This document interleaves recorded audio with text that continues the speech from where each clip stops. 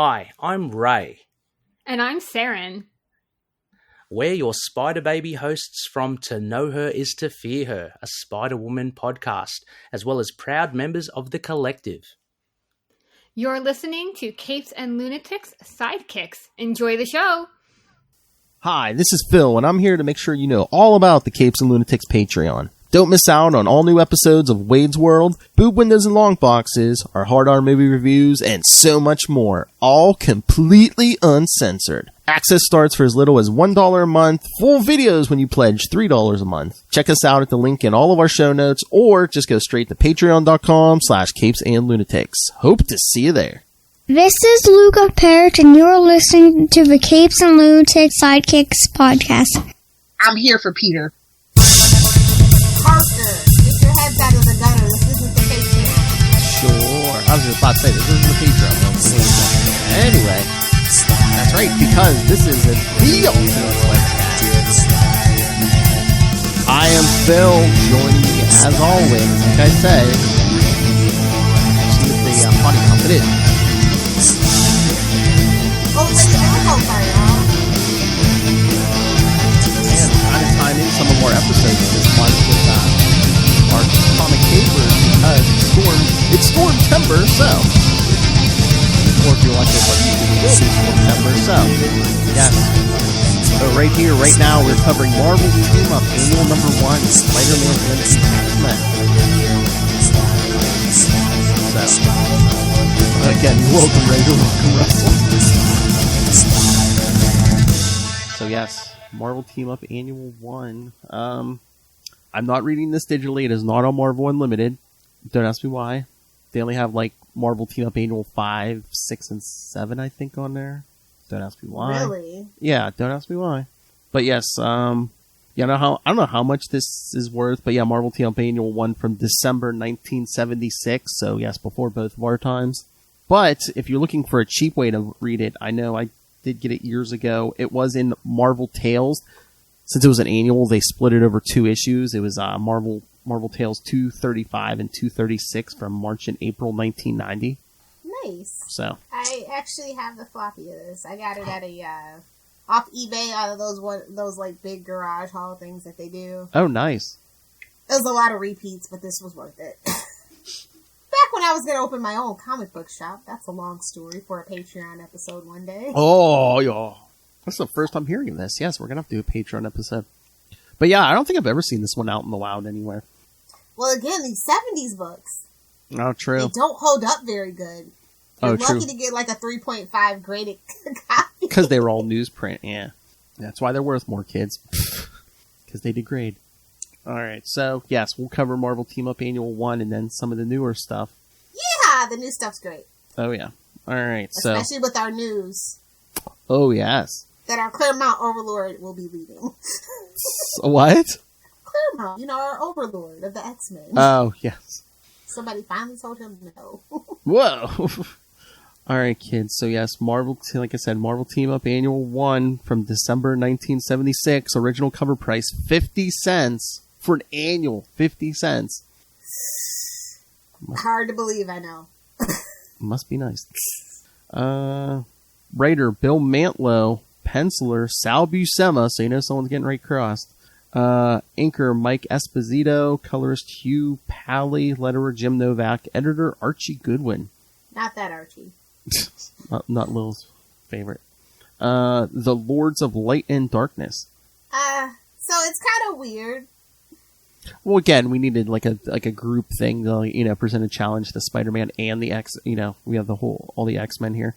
Yeah. Which we'll get into that too. There's kind of a continuity weirdness going on here. So. Isn't it always? It always happens kind of oddly in Marvel Team Up a lot. Oh, yeah. Don't ask me why.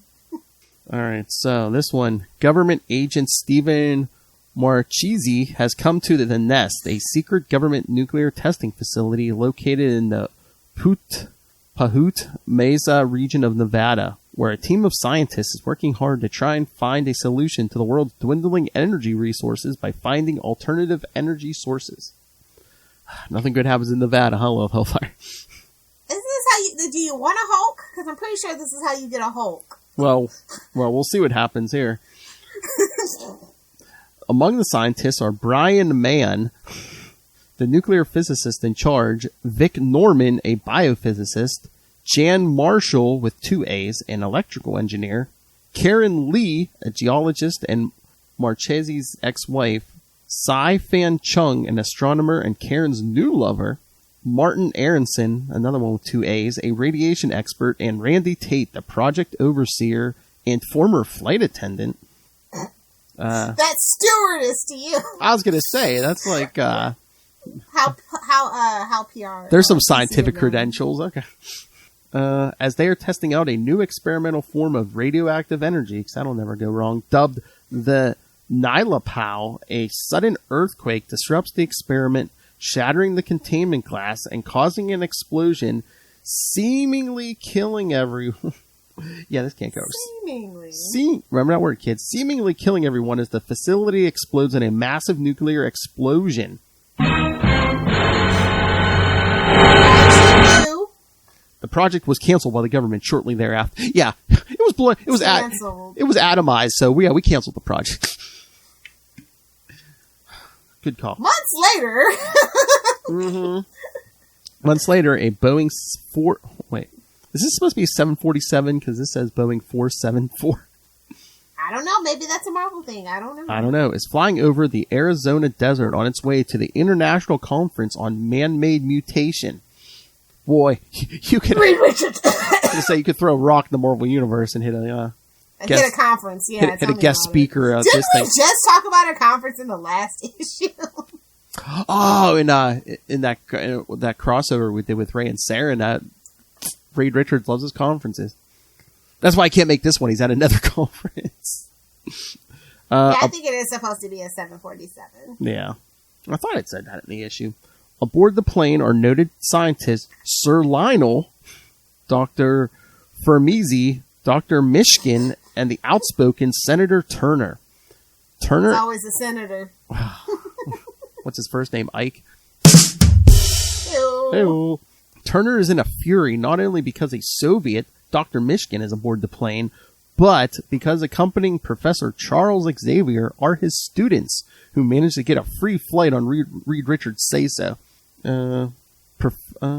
Professor Xavier defends his students' presence aboard the plane to all gathered there, including Peter Parker, who has been selected by Sir Lionel to cover the story for the Daily Bugle due to Parker's background as a physics student. Yeah, remember? Sure. Remember when he went to school, kids? Remember when he studied physics, kids? Just like Wally West used to, huh? Things become heated when Wolverine begins to pick a fight with the senator. Yeah, he's Canadian. He don't know no better, bub. I was about to say, when Wolverine begins to pick a fight with, insert name here. Not your guy, pal! Not your pal, guy! Beady little eyes and his floppy little head. Yes, South Park reference. Oh my god, now you just put that picture in my head, Wolverine. Hey, Senator, yeah, you know what I have to say? However, that's the crossover we need in life. Yes. Alright, this is a Wolverine joke. However, things get hairy. Rude. When they fly through a dark cloud and suddenly they are attacked by the robots that once defended the nest. What? Shut the front door! Get out of town! You have got to be kidding me! I didn't think that first scene was ever going to come back up. As the X-Men rush to fight off these robots, the Professor orders Cyclops and Colossus to try to control the plane after the pilots are incapacitated.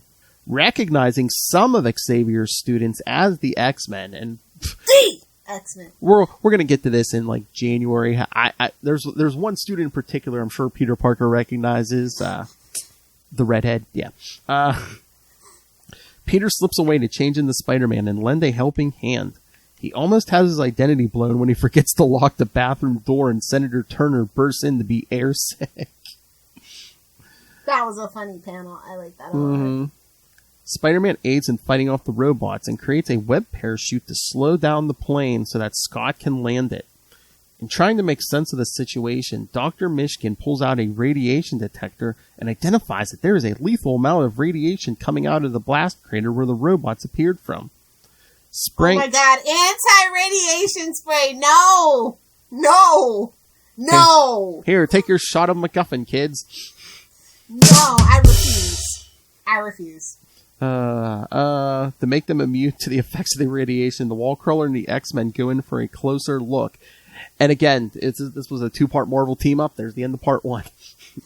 Them getting sprayed down and about to go into the nest. Oh, good lord. Yes, anti-radiation spray. Let's have a closer look, see? Hey, what are you talking about, Lilith? Hey, we have bug spray to keep bugs off us. Here's some anti-radiation spray to keep radiation. Can somebody give some to the Hulk? Well, it's too late. It's already in him. True. Hey, oh, that's what she said. No! Okay, Michael Scott. Anyway, as they approach the crater, Professor X attempts to warn them of a danger, but he is too weak following recent ordeals. Where's our little yellow box? Well, I think isn't that one of the continuity errors? Here, let me look for the notes here. Is it the 109? Oh, X. Is it that battle? That one? Well, no, it's not that. Well, no, it's the thing with, I think they said with with him having dreams of Lalandra. Starjammer-ish. Yeah, but it's like, but meanwhile, that was like already over at this. Oh, wait. Okay, here's the notes. This issue takes place between Marvel Team Up 52 and 53.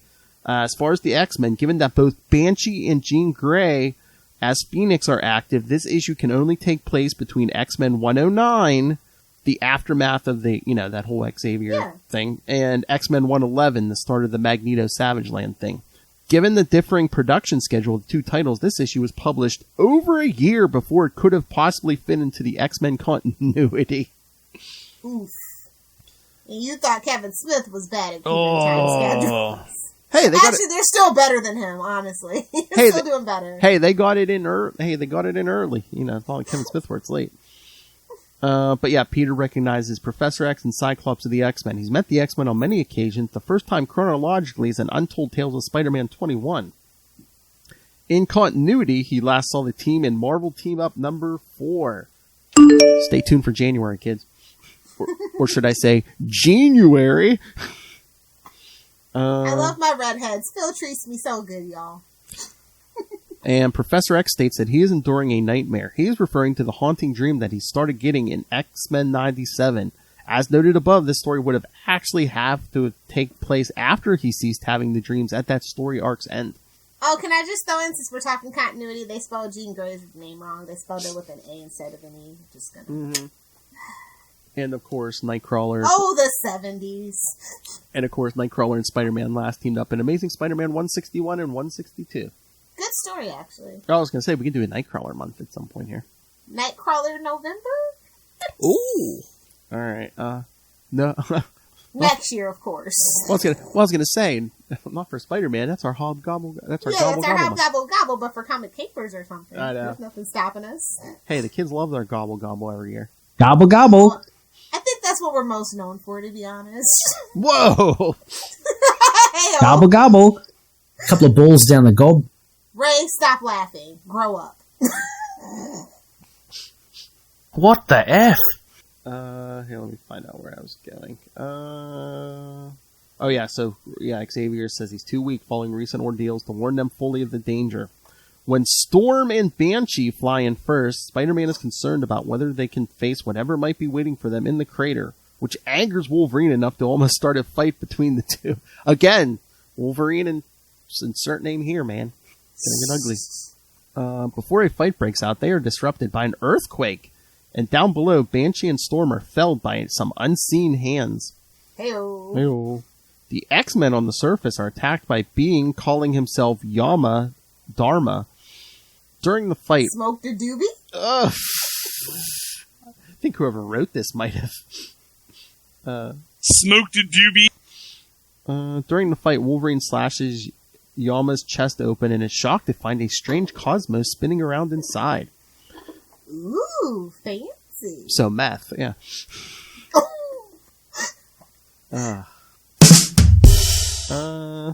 Soon after, the X-Men and Spider-Man are all knocked out by Yama and his colleague Callie. With the X-Men and Spider-Man knocked out, they isolate the one they sensed, Jean Grey. Everyone loves a redhead. Telling you, it's where I got it from. That's what he said. The X-Men and Spider-Man, except Jean, are all bound in a strange energy prison while Jean is interrogated by the surviving members of the Nest. The radioactive explosion having mutated them into higher beings. Somebody get High Evolutionary on the phone. I don't think that's the way this works. Meanwhile, Banner's like, what the hell? Got screwed again! Ben Grimm's like, come on! He's the George Costanza of it all! Oh, the Hulk, yes. Gamma bomb now.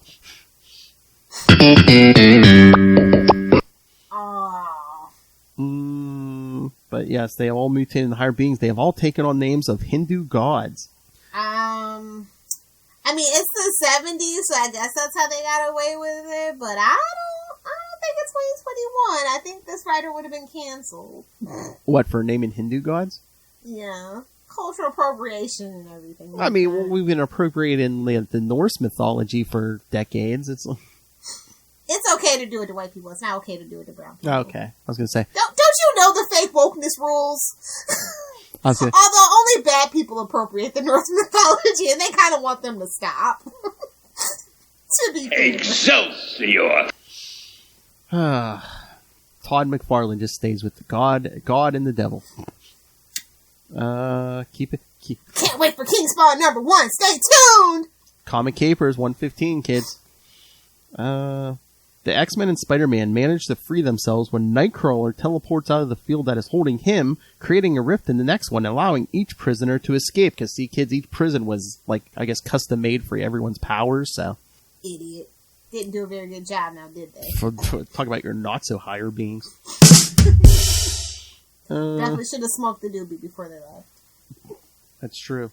Smoked a doobie. Smoked a doobie, got topless, and talked some old movie. Smoked a doobie. And no, I'm not talking about Lilith. I'm talking about Charlie. Oh, you ruined the surprise. Come on. No, we talked to Charlie. I'm not saying who got topless, though. If you want the video of one of the hosts topless, yes, go subscribe to the Patreon. And subscribe to my OnlyFans. Kidding, because they're getting rid of all of that now. Can you imagine if one month you just like lost your mind and you were like topless on the camera and like, you know, like the subscriptions go through the roof? It would crush Charlie Esser. He'd be like, who we need to market to are people who like bears. Oh, true. That's how we get the subscriptions to go through the roof, you see. I was going to say, Charlie Esser would be like, I thought it was my topless body who brought all the subscribers to the yard. The stream yard. Oh! Nice. Oh, come on, Khalees. I need the collab. Make it happen. So, yes. Everyone gets out of their prison. They learn of the Nest survivors. Out of their prison purse? Oh! It's in his prison purse. Hey-oh. So, again, this being the 70s, after they escape, they learn of the Nest survivors' origins and that they need a massive amount of energy to continue their evolution into higher beings. This would come at the cost of the planet Earth. They have sought out Why is it always Earth? Well, that's what they are. Can't somebody just take Venus or Mars or Jupiter or better yet Uranus? Oh. I thought you were about to say, yeah, you take that, Venus. Oh, this podcast is rated T. For the love of God, nobody tell Rob. This is a Spider-Man podcast. He might actually. He's busy getting a marathon together. Like he listens anyway. But... Oh, good, guys. Nobody tell Rob. While the cat's away, the mice will play. Oh, like he ever listened to this? I need a drop of you saying, Rob's not going to hear this. Done. Ready? Rob's not going to hear this. Definitely for the DC shows, though. Oh, we could have so many for the DC shows. Rob's not going to hear this. Charlie's not going to hear this.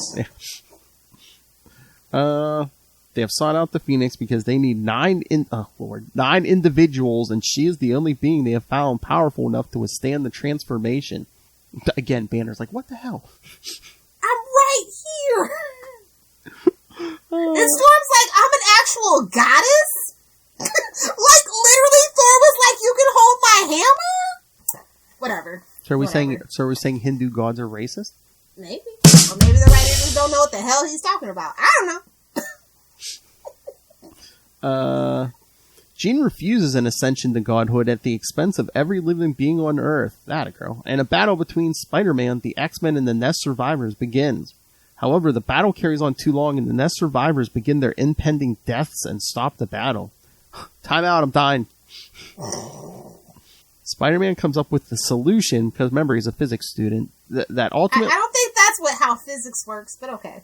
Marvel. I don't think that gives him the authority, but... 1970s... Somebody get Reed Richards on the phone, please. 1976 Marvel physics, shut up, Will. Oh, okay, fair enough. Spider-Man comes up with the solution that ultimately saves them by suggesting they send the Nest survivors into space.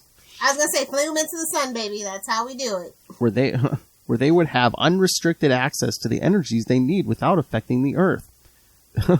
Yeah, kid, don't worry about that ozone layer. Punch some holes through there. Yeah. I mean, it was the 70s. All that hairspray and stuff, it was already huge.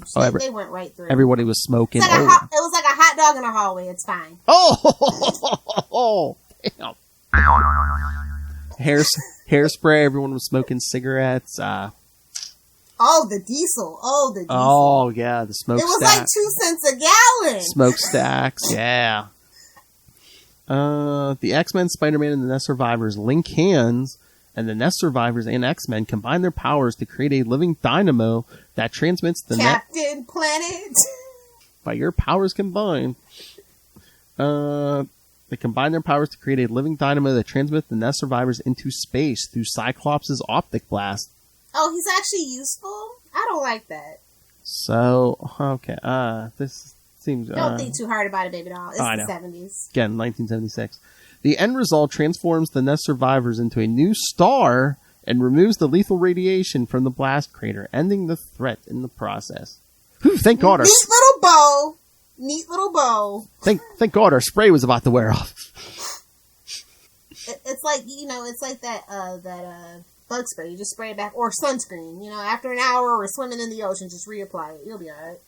So with the battle over, Professor X contacts Spider-Man and the X-Men. Now they can do it. Congratulates them on a job well done. When Spider-Man expressed his concern that a plane load of people may have figured out his secret identity, the X-Men reassure him. Mind wipe him. Oh yeah, the X-Men assure him that Professor X will alter their memory, so this encounter is forgotten. Because that's not unethical. He's not a villain. No, he's totally a good guy. Bro, the pieces have been there for years. Oh, trust me, Spider-Man, no one will remember any of your identities or that I was touching myself under the blanket. What? Nothing. Actually, is this how if Mephisto, if it's not a real deal with Mephisto, was it Professor X pretending to be Mephisto? Or if it wasn't actual Professor X, I mean, Onslaught's back. I mean, he's like... It's like... Better yet, just to make it even more confusing, it was Legion. We'll just blame it on the crazy one. Yep, he's been in the way of X, so yeah, Legion's hanging around too. There's a lot of suspicious suspects is all I'm saying. Okay, so to sum up, I guess the title of this one should have been A Star is Born. Oh! Somebody get Lady Gaga on the phone. But Bradley Cooper, you can stay where you're at. Oh! I guess Bradley Cooper cannot get it. No, he cannot. All right, Lil. If you know, you know. Hey-oh. All right, Lil, so what did you think of this madness? I like that it's like a nice, neat little bow. Everybody gets time to shine. I don't like that Scott was actually useful, but it's fine. It's fine. I'll overlook that. It's a solid B+ story. It's a classic Marvel team up, but it's like, a twofer. So yeah. I like that the cover is like double the thrills, double the action, and oh boy, was it! Well, again, just the whole thing with the prisons and stuff, and then the linking hands. They were trying to make everyone useful, I guess. Yeah, it's all kumbaya. It's very nice. Yeah. Oh, and it's more uplifting stories of Marvel team up, to be honest. Yeah. Oh, and kids, if you do pick up the Marvel Tales, the extra bonus, you get McFarlane covers. Ooh, nice. Look, you can say what you want about McFarlane, but I like his artwork. It's right up my alley. Yeah, man, look at that. Look at that Storm. Yeah, man, Storm, Wolverine, and Spider-Man on that second cover. What about you? What do you think? I mean, yeah, it's a product of its time. I mean, if you're looking for just like an entertaining story, you don't have to think too hard about. I mean, okay. Spider-Man actually remembered he was a student and he was smart, so that was nice too. It's pretty, you know. It's the popular girl. It's it's pretty but not too bright. That's rude. It's not always true. No, I'm talking about the. I don't know. It's late. Phil's tired. I just had to record with Charlie Esther. Leave me alone. Be sure to check out our Patreon. Mm-hmm.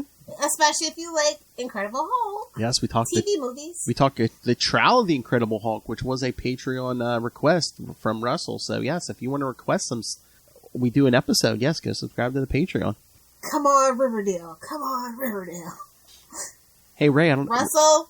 I was going to say, Ray, have you made a request yet? Oh my God, can you imagine, Ray? It's going to be amazing, Spider-Man and all his Oh, I'd watch that. I think that's on Disney. I think it's still on Disney Plus. I know it was. Yeah, as long as it's still there, I'll do it. I watched that as a child. I watched those crappy reruns, and then the 90s came along. And we got real Spider-Man cartoons. No offense. Hey, I mean, the 90s show was good, but he never threw a punch really at anybody. When they brought it up, you're just like, oh my God, he never did. And it was still good. It was always webbing or like leaping over somebody. Yeah. But no, those storylines were super compelling and as comic accurate as you could get. Oh yeah, I mean the Venom trilogy wasn't, for a Saturday morning cartoon kind of thing. It wasn't bad. And get them hooked on Venom early. We got Venom, and in the same trilogy, we also humiliated the Shocker. Score. Because that's a must. No matter the medium, that's a must. All right, new stuff? Yeah. I was going to say, we're going to have to do a month. Just like, shock it. Shock it to me. Yes. Might be changing our next April plan, kids. All right. All right. So where do we want to get? Well, before we get to the books that came out this Wednesday, do we want to do the free comic book one from Saturday? Yeah. Hold on. So yeah, kids, it was Spider-Man and Venom. I mean, yeah, Venom. It's okay, but yeah, I want to talk about the Spider-Man stuff. It's a tease for sure. Oh yeah, because as we know, Ben Reilly's coming back starting in Amazing 75. Come on, I hope he punches Doctor Strange. Like, that'll make me fall in love with Ben Reilly. If he just punches Stephen Strange just right in the face. Well, it looks like he might be punching his way down the Sonyverse, because, I mean, we're getting Morbius, we're getting Kraven, so, I mean, he's kind of... Excellent.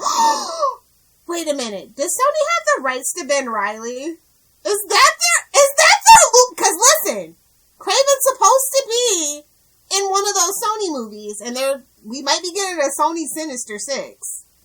Yeah, but wouldn't it be hard to pull off a Ben Reilly, because wouldn't he have to look exactly like Tom Holland? No, not necessarily. I guess, yeah. Because it's its own universe, technically. True. Ooh. The way that they did it with Into the Spider-Verse, they could get somebody that kind of looks like Tom Holland, but he's blonde. He never takes the mask. Like a real, like, bright blonde. He never takes the mask off. Even better, honestly. Hey-oh. At least that's what Batman said. Whoa. A Ben Reilly movie, you say? I'm just saying, maybe there's a loophole for them. And that's why they're doing all those seemingly random villains. Mm-hmm. If they do, and they weren't thinking about it, you're welcome, Sony. Hire me. Exactly. I will fix your universe for you. We start with the Black Cat movie. Meow. Speaking of which, excellent book this week. My favorite Marvel book this week. Don't tell Miles. He'll be mad. So Black Cat number 9. Oh, you like that? Yeah. I do. It's like a tie into the Infinite Destiny stuff going on in those annuals.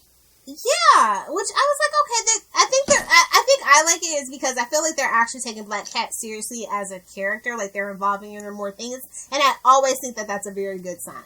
Oh yeah, I think I mean I hate to keep making the Catwoman comparison, but I think they see that there can be a brand there, so they're trying to build Felicia up. I think in like. She's connected to Spider-Man, but I think they want to make her own brand. She is the number one selling Marvel costume every Halloween for the last, 4 years, I think it is. Oh, really? And Black Widow's like number 3 or something like that. I forget who number 2 is. I think it's Rogue is number 2. Oh, okay. I was going to say after the last couple of years, I thought maybe it was Carol Danvers or something, but no. She's not as big as everybody thinks she is. You know who might be big this Halloween? Scarlet Witch. Oh, I can see that.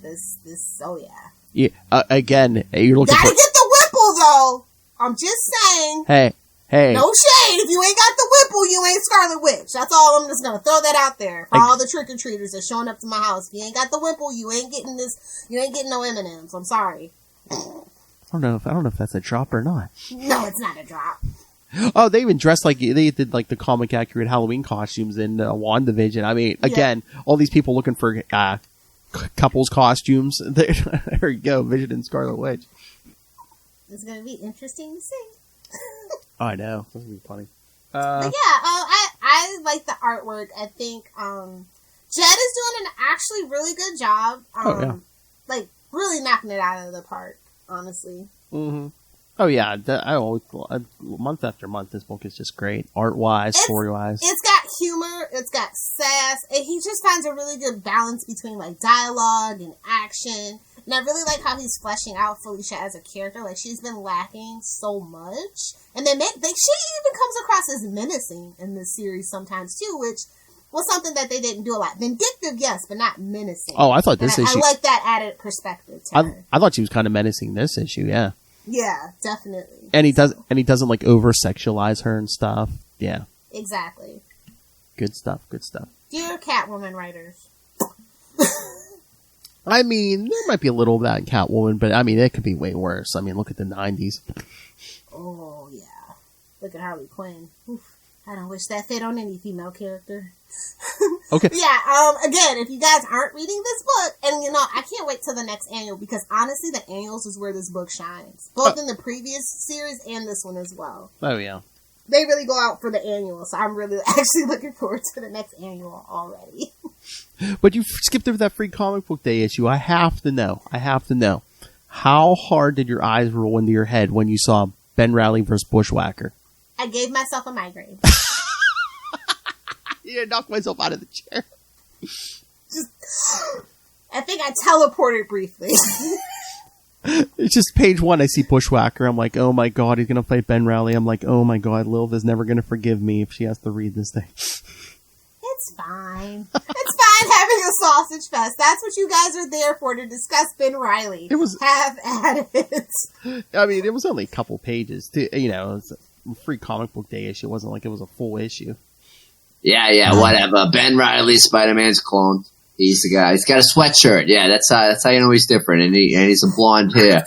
No, he traded in that old suit for a bulletproof one, it seems. See, he's after the ordeal, he's smartened up. He gets it. I guess, yeah, and he's working for something called the Beyond Corporation. I told Charlie, so I thought maybe we'd talk it yesterday or something, but, he's so behind on his books. Well, that's what happens when you're always traveling around the country. I know, the world. I think he's got another one coming up, like the beginning of September. I'm like, where's he going? What does he do for a living? I mean, he's an international superstar.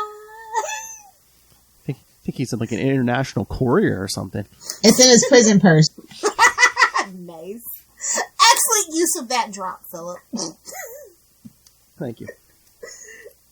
But yeah, I'm actually interested in it, because I feel like they get where they went wrong with the character. They drug it out way too long and things like that. I find the character interesting. I just feel like he should have been the real Peter Parker, because then what was that for? That's my whole thing. Is like, what was that for if you guys didn't actually go for it? Well, and then too, it's like I think they were afraid to say, oh, hey, yeah, guys, the Spider-Man you've been reading since issue 150 has been a clone. So a lot of people, their whole, thing of reading Spider-Man up to that point, they would have been like, yeah, that wasn't the real Spider-Man. And it's like, and two, I get it, but like it was kind of pointless, and that's what pisses me off about Ben Reilly the most. That it was actually pointless. Yeah. Well, too, I don't think they came up with an ending to it where it's like, yeah, okay, so Ben was the real Peter, but it's like, how's he going to take his name back? Because he kind of let, since Peter was married and have a baby on the way, he was going to let him keep the Peter Parker name. So it's like, okay, here's the real Spider-Man. So like every issue they had to open up, it's like, oh, I'm the real Spider-Man, but I call myself Ben Reilly now. It's like, because he's on the run and he's going to meet the Hulk to see how he deals with it. He moves to San Francisco as they always do. It was ways around it. Just saying. My name is Ben Reilly and I'm the fastest spider alive. You know? I mean, and then I'm just wondering, I mean, he unmasked in front of this Beyond Corporation guy, so it's like, and he calls him Ben, so I'm like, so they know he's Ben Reilly? I'm like, do they know he's a clone of Spider-Man? So it's like, even if they don't Yes, they know. I think that's the thing, that they know. And there's some machinations working. Exactly, so it's like, even if they don't know Peter's name, they know Peter's face now. It's not like Lex Luthor in The Flash. I have no idea who this is. So yeah, I wanted to talk to Charlie about this because I was waiting for him to say, it's the Beyonder, it's a... Well, like, yeah, that's obviously too obvious. Yeah. Too on the nose, even for a comic book, but wouldn't it be funny if? The other Spider-Man taught me to use the potty. I don't know. I feel like we might even get into some more extra web people. I don't know. Like, it seems like it's going like a really mystical route, so perfect time to have, Madam Web back and all that stuff to me. And it's like, Peter's going to be back sometime next year, because next year is the 60th anniversary, and I think Yeah, they're giving him a break, obviously. Well, to yeah. get you hyped for the anniversary. Which, unfortunately, it's like, Ben Reilly really shouldn't be a placeholder. He is a character within the Spider family in his own right. So, yeah. I don't know, it just kind of sits funny with me, but I'm actually interested in it. So, they're doing something right. Well, as long as she's still up for it, Kelly Thompson will be talking to us closer to that time, so... Nice. And, I won't be rude and ask for any spoilers. Her. She's professional. She never gives us spoilers. So professional, seriously. And again, and Amazing 900 is going to be around the corner too, so I wouldn't be surprised if that's when Peter comes back. I don't know. Or maybe it's a dream sequence. Okay, JR. This is your life, Peter Parker. One of those. I mean, 900's around the corner, and depending how long we do 3 issues a month, I mean, 1,000 days isn't that far away then if we're doing 3 a month. They're really pulling that old DC model. We gotta get something to 1,000. I mean, they sabotaged Fantastic Four, so I think this is going to be the next, Spider-Man's their hope of getting to 1,000, honestly. It's so rude. I'm still not over it, honestly. And then Fantastic Four life story, like, I don't even want to talk about it. Did you read it so far? Yeah. So you see Charlie's point? I do. And it's unfortunate, because the other life stories were really good. Well, I think, Spider-Man was the only one we had, right? Yeah. Yeah. Oh, yeah, Spider-Man was good, yeah. I mean, I don't think I have the hatred like Charlie does, but yeah, the Fantastic Four one, I'm like, okay. It's just not what you're expecting, I don't know, everything feels a little forced and out of place, and they don't pull you in and make you invested. True. That's the thing with Fantastic Four. It's like... Hey, but Sue was with Namor for a while, Lil. Well, that's canon, though. Is it? Like, that's canon. She's done that before. She slept with Namor? Yeah. Way back when. Whoa! Yeah, no, that's canon. I didn't know she got the mackerel. And she liked it. Hey-oh. All right. Yeah. All right, we're off track. Miles? Do you want to talk Miles? Yeah. His annual was okay. And, shout out to Jed McKay doing double duty this week, apparently. I mean, he did the backup in this. I mean, I think this story, he might be another Kelly Thompson. They might be heaping on more books on him with some of the people leaving. Oh, yeah. And, I feel like he can step up to that if he wants to. That's up to him. But, like, cursed magical objects, that's what Miles has been delegated to. Like, this is not a Spider-Man story. And this is a Disney movie. And this is like the museum. And what is this? And this is like the Black Cat annual. It's like the main story really has nothing to do with those Infinity Stones, just the backup story. So it's like... That's how they get you. I know, it's like bait and switchers. We've had at least 2 annuals so far where it's like, the main... And that's probably how they're all going to go, to be honest. Well, that's my theory. Well, no, like some of them, they actually dealt with people with Infinity Stones, like. Yeah, but they're not going to be major players. Is my point. The people that aren't going to be major players have the backup stories, and then. I mean, the backup stories in all the annuals, but sometimes in the main stories, like the Iron Man and Captain America ones, they actually dealt with those guys. And Star was in Spider-Man, Peter's Amazing Spider-Man, yeah. Yeah. I think they know when to hold them and when to fold them, and I can kind of appreciate that. Well, it's like I think it's like an 8-issue crossover, and it's like there's only going to be like 5 or 6 Infinity Stone wielders, so it's like okay. I mean, they're trying to. I'm tired of Infinity anything. Infinity Gauntlet, Infinity this, Infinity that. Yeah. Okay, you're wearing the brand of Infinity out. Let it rest. I mean, the 90s weren't this bad with Infinity, and they got there.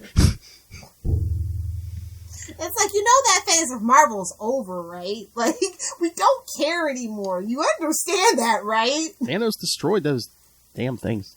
We're here for Scarlet Witch and all her shenanigans. That is all we care about. And Wakanda forever. That's it! Sorry to break it to you kids. The new trend is multiverse. Come on. Hello? Loki, Wanda, What Black if? Panther. That's all we care. What if? Yeah. Oh, those have been so good, by the way. I was kind of skeptical. Oh, you watched them? I like the second one. I mean, the first one was good. I like the first one because the first one is how I feel. It's like Steve had no business being Captain America. She was right there. She was literally running for the grenade too. Screw you, sexist piss. I mean, that one was very good too, but I like the second one better. Like I told Charlie, I said I would rather watch T'Challa as Star-Lord than what we got in Guardians of the Galaxy. Well, I think a lot of people feel like, in retrospect, maybe, but I always felt this way. It's like, Star-Lord didn't have to be white. Didn't have to be Chris Pratt. True. Chris Pratt was my least favorite thing about Guardians of the Galaxy, if we're going to be honest, so. But I don't know if it was just the character T'Challa, just like I said, uplifted the Ravagers instead of the Ravagers bringing down Peter Quill. Exactly. So yeah, it was good too, but like it also makes me sad. It's like, oh, this is his last thing. It's like a whole thing. I know. Okay. Yeah, I didn't think it wasn't gonna be good. I just didn't think I was gonna be interested. Yeah. All right, Sinister War number 3. What the bleep is going on? I know a lot of this was just, hey, let's see who can pound on Spider-Man. Hey-o. I don't know. I don't like a punch 'em up in Spider-Man. Like for most of the book, it's like, and they fight for 10 pages. Really? This is what you're giving me? Well, again, are we dragging this out too? So, because because we don't know what we're doing. We're spinning our wheels. And we know exactly when Spencer's leaving, so it's like, okay, we have an end date. Here's where we're at. So, but no, literally, didn't you just feel like, and they fight for 10 pages? It's not even important enough for dialogue. It seems like they fought for the whole. It was just, and they fight for the whole issue. I was being nice about it, but okay, Phil, since you called it out. I'm just saying the payoff for this better be damn good. Oh, baby. I know. My sweet summer child. Do you want some hot chocolate? And like one of those shock blankets? Yes, mommy. Because I just feel like they've hyped it up so long, there's no way it can live up to the hype. There's absolutely no way. Unless they bring back the marriage, Uncle Ben's alive, and Aunt May turns into freaking Marissa Tomei. Like, it just... Well, I think Spencer's already on record as like, yeah, it's Harry Osborn. It's not who Kindred is that's important. It's why. Yeah. Like, what in the Gamora? So is it the Mephisto deal or? No, I brought this up to Charlie real quick last night because I was like, is Otto kind of having a change of heart? And I'm like, if we go back on Peter's Mephisto deal, is that going to alter Otto's Mephisto deal? Because that's how he's back in his original body. Because in Superior Spider-Man, he told Mephisto, yeah, change me back. Yeah. But that's not going to matter because people don't really care about the villains in Spider-Man. Just saying. They don't. Well, that's what I told Charlie. I was like, he might remember a few things, but he won't remember Peter Spider-Man. He's like, oh, everyone should know Peter Spider-Man. He'll call Professor X, as we've established, and mind wipe him. It's fine. It's all right if you just rape their minds, Peter. I'm just waiting for the Charles. Well, I think Krakoa has shown us that he is a bad guy. I mean, when you think about the Mephisto deal, I know Peter made the deal to, save his 120-year-old aunt, but it's like, when you think about that... How is she the only comic book character aged in real time? I know. And again, it's like, when you think about it, I mean, there was a mind wipe, so the whole world forgot Peter was Spider-Man too, so basically, Peter made a deal with the devil to, mind rape the whole world, so... So he'd be okay with it. I mean, saw Professor X do it a couple of times, so he's good with it. I mean, depending how this ends, I think the whole point of the Spencer story is, we're kind of even if they don't get married again, the whole point of the story is to get rid of that, or like say, oh, he wasn't in his right mind. Somehow get rid of the deal with get rid of, hey, our flagship character made a deal with the devil 10 years ago or 13 years ago, whatever. But it's Marvel. Everybody does it. What? It's Marvel. Everybody does it at some point. No, I think usually they're like, no, F you, Mephisto. I ain't taking the deal, you know. There's more exotic. There's more, you know, like if Doctor Strange had, you know, magically wiped the world's memories, people would have been okay with that. But since it was Mephisto, people would have gotten in a huff. I guess. It's 2021. People will sell their soul for a donut. A la Homer Simpson. I'm just saying. It's not that big of a deal. I know. That's the whole point of this story. I'm going to riot. But it's just, you know, the Marvel character, you know, the whole world knows more than anybody. Spider-Man, it's like, oh yeah, you made a deal with the devil. He's a dumb kid. I believe it. I'm just saying. At the end of the day, Pete ain't that smart most of the time. Well, no. I mean, oh yeah, I'm going to give up my marriage to the hot redhead to save my aunt who probably should have died like 10, 15 years ago. Uncle Ben's just like, keep her up there. See evidence that Mephisto is not Uncle Ben. Oh, no, he is, because he kept her alive. Just saying. You keep me up there, Peter. You can send Mary Jane to me. But yeah, I think that the Spider books are really all pretty rock solid for the most part. I think they're all kind of devolving into punch 'em ups a little too much. And I don't know if that's just because everybody's like kind of spinning their wheels with like the crossovers. Oh, Sinister War. everything. Sinister War definitely is. So, yeah, even the punch 'em up stuff's pretty good as long as it's not the whole issue. Like Yeah. I pay for dialogue. Okay. You know? Okay, and I know it's not connected by anything other than like name, but did you read Spider-Woman? I didn't get a chance to read her because I was watching getting caught up on TV and stuff and watching, you know, the movie for the review. Yeah, no. But she's here. Yeah, no. Was it good? Yeah, no, it's good. Quality's there. We got action. We got a story. Again, it's the same. It's that same team, and you know, always excellent stuff from them. And you know, why is her brother? we kind of. It's always a sibling. I know. coming from two only children here. Yeah, it's always a sibling. I have sister-in-laws. I see. Exactly. But no, yeah, that's all. It's always quality, that Spider-Woman book. And if you want a full, comprehensive review of issue 14, yes, go check out the upcoming. To know her is to fear her. The Spider-Woman podcast. Yes, with Saren and what's his face. Yeah. What's his? What the F? Oh, we love you, Ray. Poor Ray.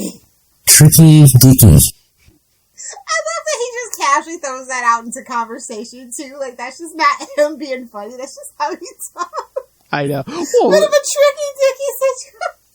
I think that's our Australian slang. Rumpy pumpy. Yeah. All right, so should we wrap it up here?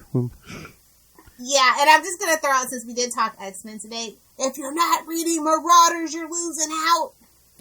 I wonder, like, if, you know, I mean, the end of Krakoa is coming, so is that going to spell the end of the Marauders book then? And Hellions and everything else. They're going to bring everything back into the umbrella to spin everything out again.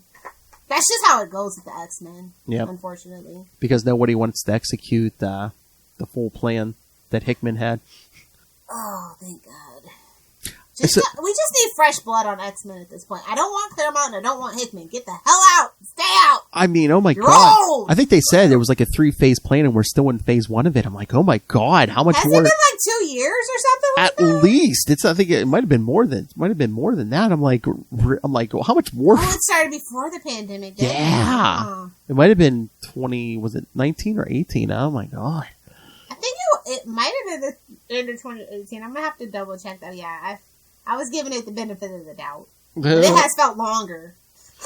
Yeah, I know. It's just, but I'm just like, how much more could we Well, do? they've spread everything so thin as well. It's like if it was just in one book telling one continuous story, it would have been fine and we could have been done.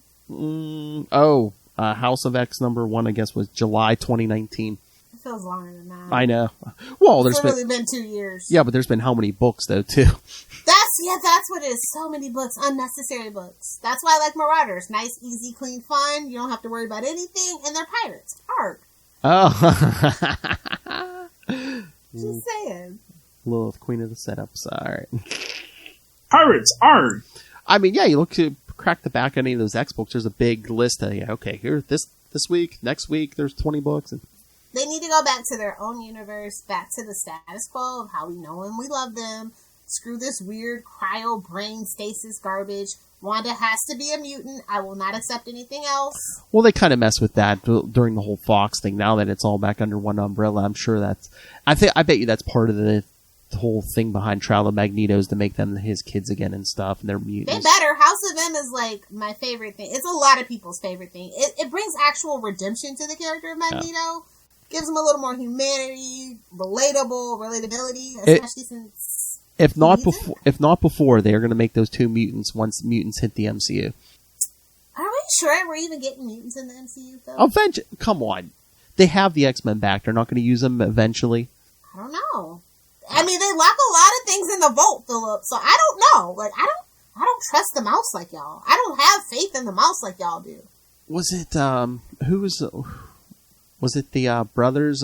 Somebody over there was saying they want to do like a Secret Wars type movie. So everyone's like, oh, maybe that's when they'll bring like X-Men and Fantastic Four. The Russo brothers? They're still working for? Was it the Russo brothers? I can't remember who said it. 'Cause I don't think it was Feige, but someone said that they wanted to do like a Secret Wars type thing. Interesting. I don't know. I just feel like they might not come as soon as everybody thinks they're gonna come. That's all that I'm saying. That's what she said. If you're lucky. Anyway. Back to the homework. Sorry, Phil. Off topic. I apologize. I know how you like that dirty talk. Anyway, yes. It's just so natural. So next week, since there's a movie coming out, we're going to cover giant size Spider-Man number 2 featuring Shang-Chi. Because it just had to be giant size. Because you know. Oh, okay. I was just sitting here thinking, oh, that's a drop, Lil, saying, you know it had to be giant size. Thank you, Lilith. Yes, of course it had to be giant size because I know Lilith likes it long.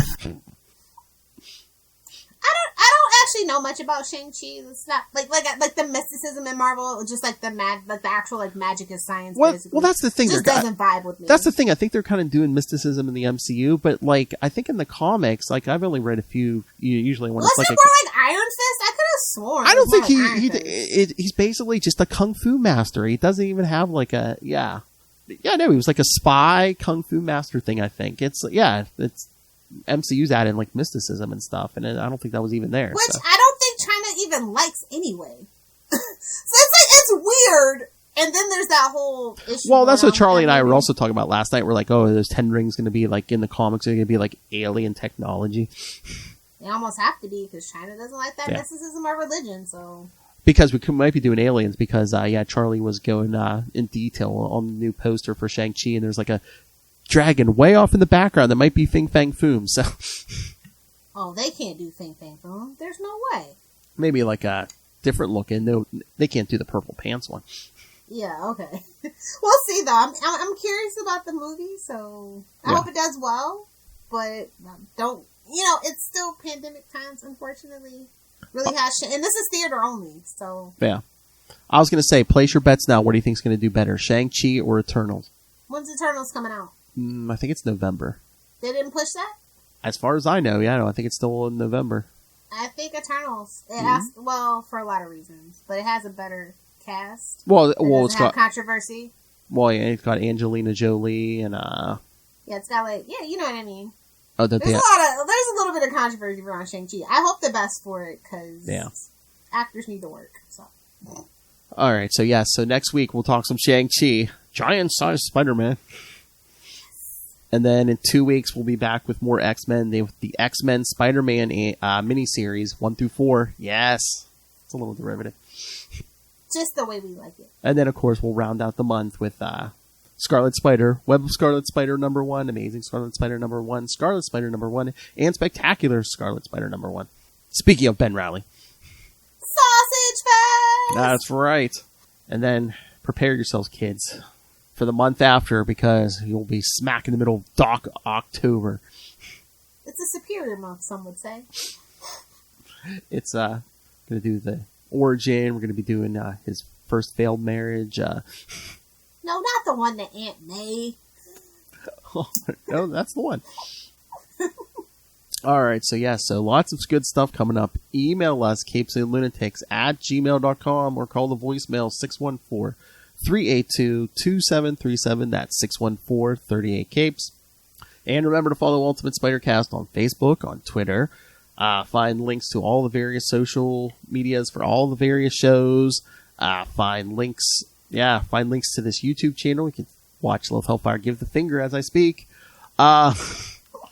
Links to Patreon, where, yes, the newest episode, our review of the Trial of the Incredible Hulk will be up.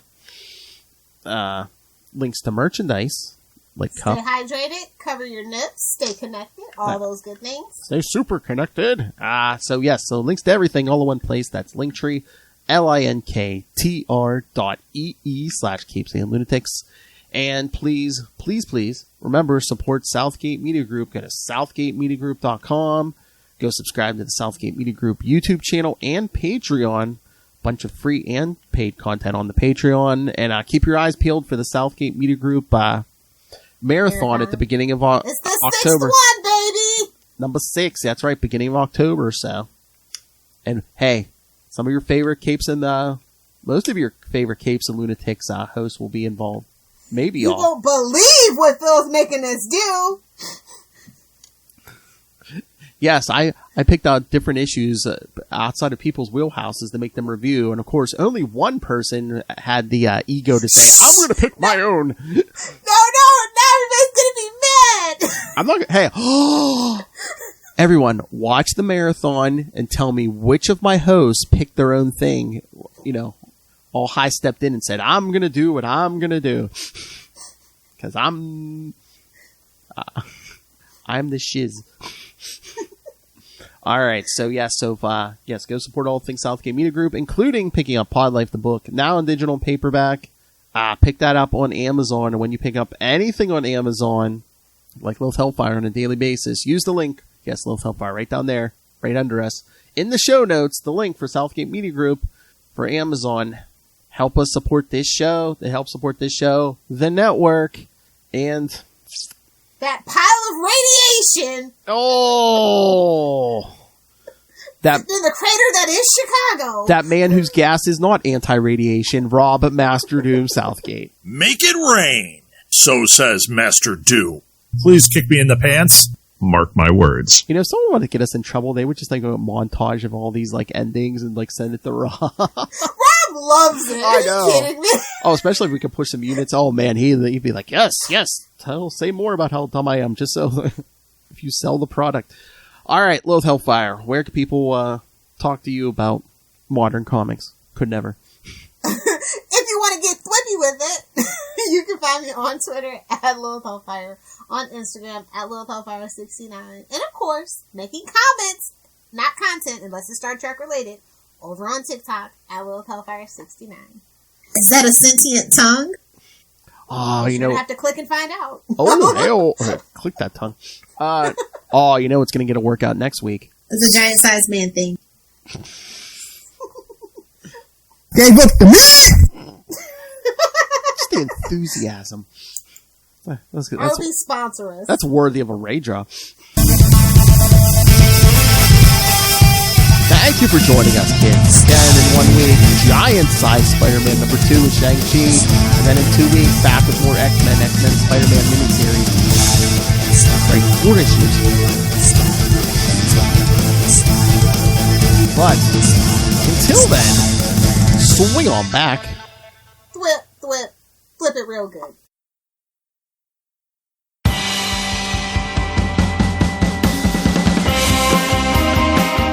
Hi, I'm one of the High Priests of Khonshu Ray, and I have the sacred privilege of providing you, the loony listener, with a podcast honouring Marvel's very own Moon Knight.